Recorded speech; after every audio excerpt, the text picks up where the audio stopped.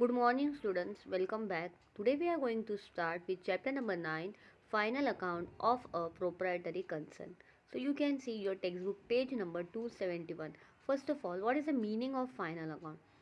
So final account is the accounts which are prepared to know the financial position of the business. अगर मेरा business है और मुझे मेरे फाइनेंशियल पोजीशन जानना है, financial position means how much I have earn the profit, how much is the income, how much are the expenses, what are my assets, what are my liability. So in this final account we have to prepare trading account, profit and loss account and balance sheet.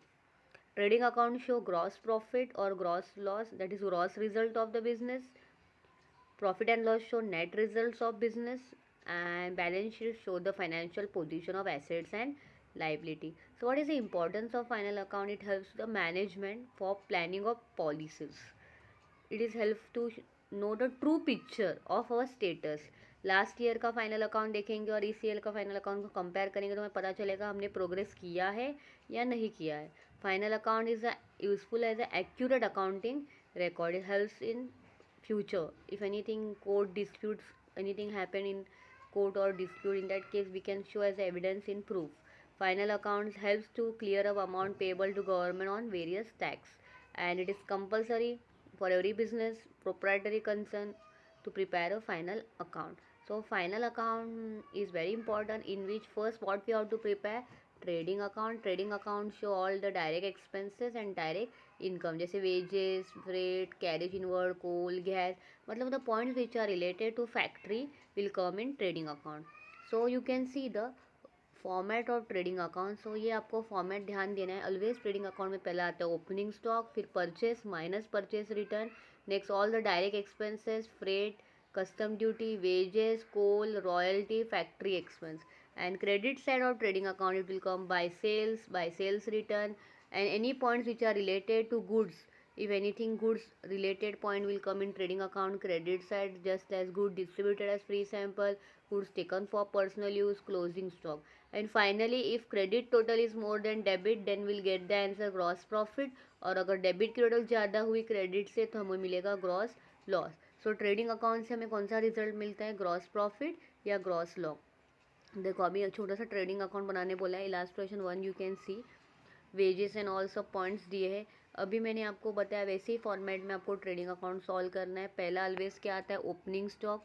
सो आपके question में opening stock जो भी है वो हम यहाँ पे लिखेंगे 22,000. ट्रेडिंग अकाउंट का फॉर्मेट ड्रॉ करेंगे, particular to amount column, particular to amount column. फिर क्या होगा, परचेस में से क्या माइनस होगा, purchase return, to purchase minus purchase return, total plus minus करके आउट ऑफ में 1,83,600. फिर सारे डेबिट के पॉइंट लिखेंगे, wages, royalty, factory rent, next after that manufacturing expense, motive power, freight. ये direct as it is direct outer column में लेना है. फिर क्रेडिट में आएगा बाय सेल्स, और सेल्स में से क्या माइनस होता है, सेल्स रिटर्न. फिर उसके बाद कोई पॉइंट्स रिलेटेड टू गुड्स आया होगा तो वो पॉइंट्स यहाँ पे आएगा. देखो गुड्स विड्रॉन पर personal use, that is drawing है क्रेडिट में. And one more closing stock. Closing stock कितना दिया है, देखो दो स्टॉक है, ओपनिंग 1/4 का जो है वो ओपनिंग है और 31 मार्च का क्लोजिंग है, तो बाय क्लोजिंग स्टॉक 36,000. फिर इसके बाद हम लोग टोटलिंग करेंगे. क्रेडिट की टोटल ज़्यादा है या डेबिट आप चेक करो. फिर उसके बाद हम टोटल करेंगे. क्रेडिट की टोटल ज़्यादा है, 4,08,000 है, तो क्रेडिट की टोटल करेंगे, डेबिट की भी टोटल करेंगे. जो टोटल ज़्यादा है वो दोनों तरफ लिखेंगे. अब यहाँ पे क्रेडिट ज़्यादा है तो क्रेडिट में से डेबिट माइनस करेंगे तो आंसर मिलेगा ग्रॉस प्रॉफिट कैरिड आंसर. हमेशा हमें ऐसे हमें ट्रेडिंग अकाउंट ड्रॉ करना है. फिर नेक्स्ट अकाउंट पे हम ध्यान देंगे, it is a profit and loss account. Profit and loss account में हम सभी इनडायरेक्ट एक्सपेंसेस और इनडायरेक्ट इनकम लिखेंगे. All the points which are related to factory will come in trading account, and office related point, sales related point, administrative related point will come in profit and loss account. Profit and loss से हमें net profit या net loss मिल सकता है, मतलब net results मिलता है.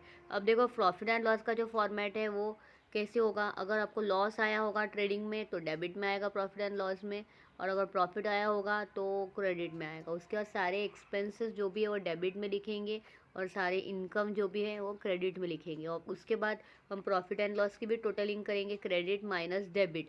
अगर credit ज़्यादा हुआ तो नेट प्रॉफिट मिलेगा और अगर डेबिट ज़्यादा हुआ तो नेट लॉस मिलेगा. अब देखो आपके पास नीचे एग्जांपल्स है, तो वहाँ से हमें ट्रेडिंग भी बनाना है और प्रॉफिट एंड लॉस भी बनाना है। अभी ट्रेडिंग आपको आता है तो आप ट्रेडिंग के पॉइंट्स पहले कवर कर लेते हैं।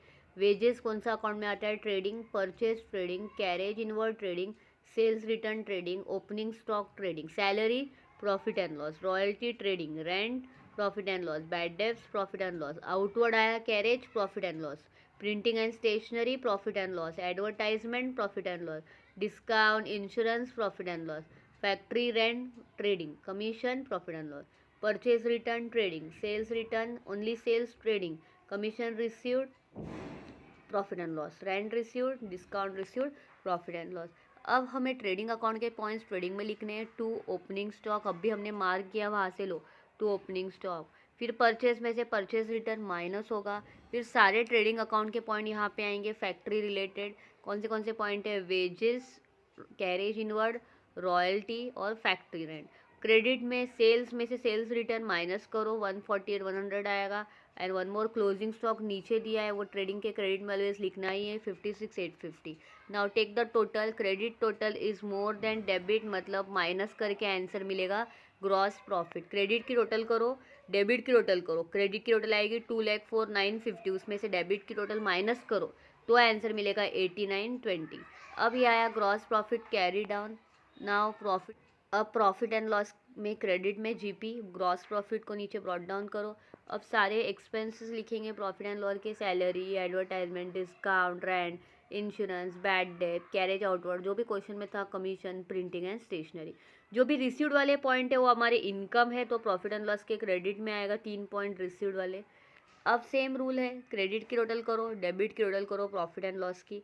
Credit total is more than debit, so answer जो माइनस करके मिलेगा वो नेट प्रॉफिट मिलेगा 56 850। तो ऐसे हमें फाइनल अकाउंट में ट्रेडिंग अकाउंट बनाना है, प्रॉफिट एंड लॉस बनाना है। अब हम आएंगे बैलेंस शीट पे।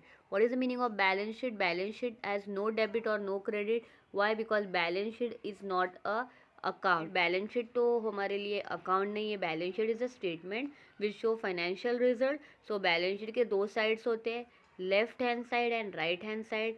Left hand side is a liability side, right hand side is a balance sheet asset side, and both the side of balance sheet must be equal amount. Balance sheet show assets and liability of business. So पहले balance sheet में हमेशा capital आता है, फिर capital में हम लोग net profit होगा तो ऐड करेंगे, लॉस होगा तो माइनस करेंगे, इंटरेस्ट आया होगा कैपिटल तो वो भी ऐड करेंगे, ड्राइंग होगा तो माइनस करेंगे, इंटरेस्ट ऑन ड्राइंग होगा तो वो भी माइनस करेंगे।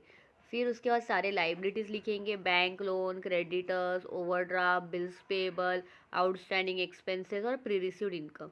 एसेट्स में सारे एसेट्स आएंगे, and one more closing stock भी एसेट्स में आता है, बिकॉज वो एडजस्टमेंट्स में नीचे दिया होता है। तो उसके दो इफेक्ट्स होते हैं, ट्रेडिंग अकाउंट के क्रेडिट में और बैलेंस शीट के एसेट्स में। और फाइनली फिर बैलेंस शीट आपकी दोनों अमाउंट से टैली होगी, सेम अमाउंट से, दोनों साइड सेम अमाउंट से टैली होनी चाहिए, liability side and asset side. So this is overall introductory part of the lesson final account. So I hope आपको ये lecture समझा होगा. So in final account what we have to prepare? Trading account, profit and loss account and balance sheet. Thank